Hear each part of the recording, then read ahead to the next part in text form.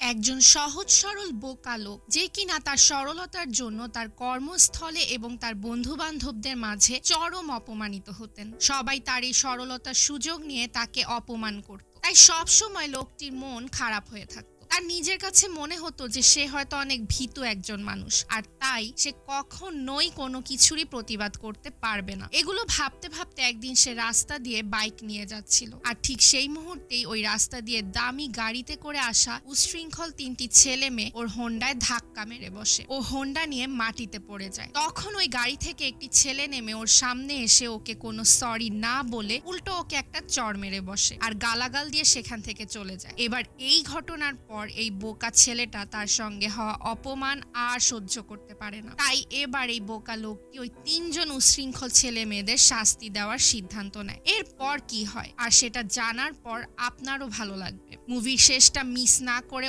অবশ্যই দেখবেন, কারণ মুভির শেষেই রয়েছে আসল রহস্য এবং টুইস্ট। হ্যালো ভিউয়ার্স, স্পুকি টাইমে সবাইকে জানাচ্ছি সুস্বাগতম। আশা করছি সবাই ভালো আছেন। আজকে চলে এসেছি দারুণ একটি রিভেঞ্জ থ্রিলার মুভি নিয়ে, যে মুভিটির নাম সরি। মুভিটি দেখার পর কেমন লাগলো অবশ্যই কমেন্ট করে জানাবেন, আর আমার চ্যানেলটি সাবস্ক্রাইব করে আমার সাথেই থাকবেন। তবে চলুন আর কথা না বাড়িয়ে আজকের মুভিটি শুনে আসা যাক। মুভির শুরুতে আমরা একটি গাড়িতে তিনটি ছেলে মেয়েকে দেখতে পাই। গাড়িতে জোরে গান বাজিয়ে ফুর্তি করতে করতে তারা গাড়ি চালিয়ে আসছিল। মেয়েটির নাম রাধিকা আর ছেলে দুটির একজনের নাম কার্তিক, আরেকজনের নাম ইয়াশ। তো কার্তিক বলতে থাকে যে অনেক দিন ধরে ও একটি মেয়ের সঙ্গে ডেট করার ট্রাই করছে, কিন্তু মন মতো কাউকেই খুঁজে পাচ্ছে না। রাধিকা তখন ভেপ খেতে খেতে বলে, কেন নিকিতা আছে না, ওর সঙ্গে ট্রাই করো। এরপর রাধিকা ইয়াশকে বলে, তুমি কেন কারোর সঙ্গে রিলেশন করছো না। ইয়াশ তখন এটার কোনো উত্তর না দিয়ে রাধিকার কাছ থেকে ওই ভেপ চাওয়ার জন্য ওর দিকে মাথা ঘুরায়। আর ঠিক সেই মুহূর্তে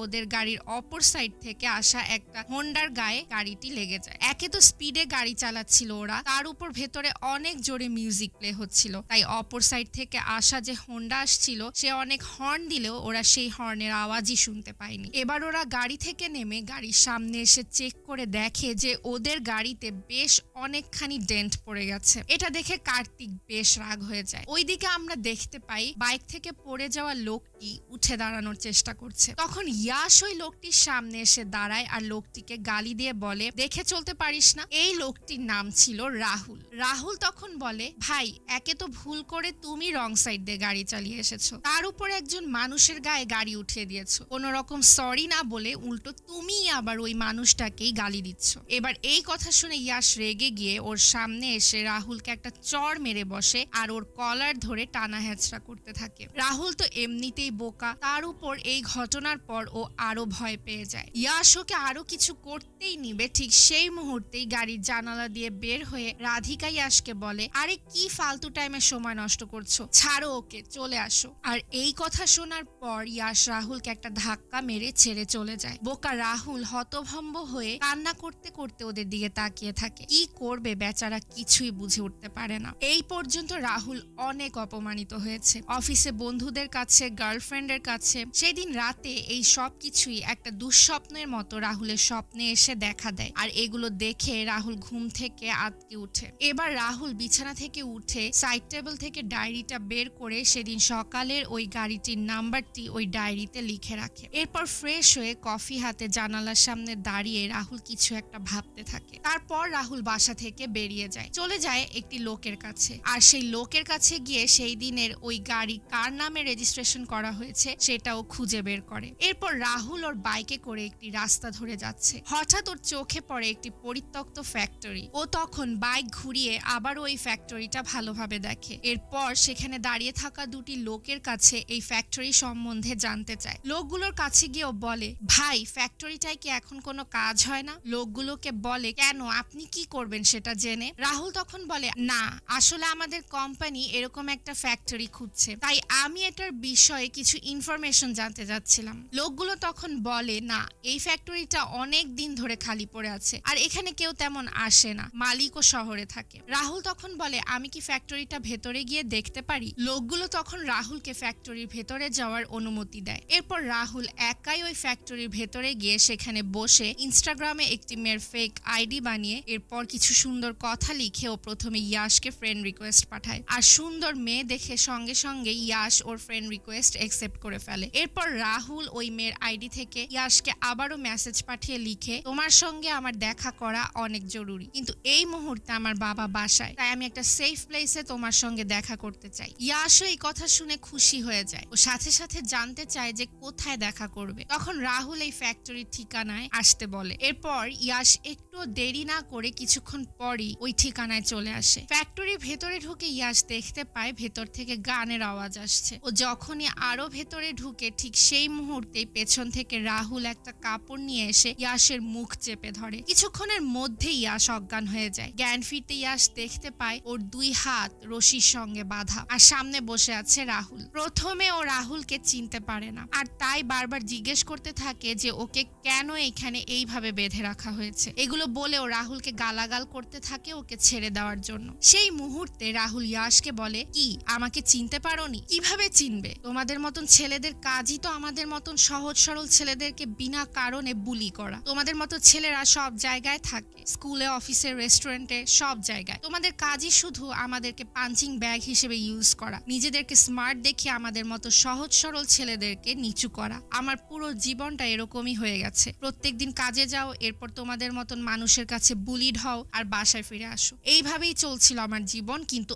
আর না। এবার তোমাদের মতন মানুষদেরকে আমি চরম শাস্তি দিয়ে ছাড়ব। তোমার মনে আছে ইয়াশ, কালকে তুমি একটি ছেলেকে অকারণে থাপ্পড় মেরেছিলে? ওই ছেলেটিই হচ্ছে আমি। এই কথা শুনে এবার ইয়াশ প্রচন্ড ভয় পেয়ে যায়, বারবার সরি বলতে থাকে। কিন্তু রাহুল তার ওকে এইভাবে যেতে দিবে না। প্রথমে রাহুল ইয়াশের শরীরে ইনজেকশনের মাধ্যমে অ্যানেস্থেশিয়া পুশ করে আর বলে, সমস্যা নেই, এটা দিচ্ছি কারণ যাতে তুমি ব্যথা না পাও। এরপর একটা ছুরি নিয়ে রাহুল আস্তে আস্তে ইয়াশের দিকে এগিয়ে যায়। বেচারা রাহুল এতই বোকা যে ও বারবার ছুরি কিভাবে চালাবে এটা ভেবেই ভয় পাচ্ছিল। আর এদিক দিয়ে ইয়াশ বারবার বলছিল, ভাই প্লিজ এটা করিস না। রাহুলও বারবার ট্রাই করছিল ছুরি চালানোর, কিন্তু কিছুতেই পারছিল না। তবে এক পর্যায়ে সাহস করে ইয়াশের শরীরে রাহুল ছুরি দিয়ে আঘাত করে বসে। এতে করে ইয়াশের শরীরে বেশ অনেকখানি কেটে যায়। আর প্রথমবারের মতো কারোর উপর প্রতিশোধ নিয়ে রাহুলের যেন আনন্দের কমতি থাকে না। ইয়াশ তখন বলে, ভাই তুই আমার কাছে কি চাস বল, কিন্তু তুই আমাকে ছেড়ে দে প্লিজ। রাহুল তখন বলে, ওকে আমি তোকে ছেড়ে দিব, কিন্তু তোর একটা কাজ করতে হবে। তুই তোর বন্ধু কার্তিককে এখানে ডেকে নিয়ে আয়, আর যদি না আনিস তাহলে তোর আর এখান থেকে বেঁচে ফেরা হবে না।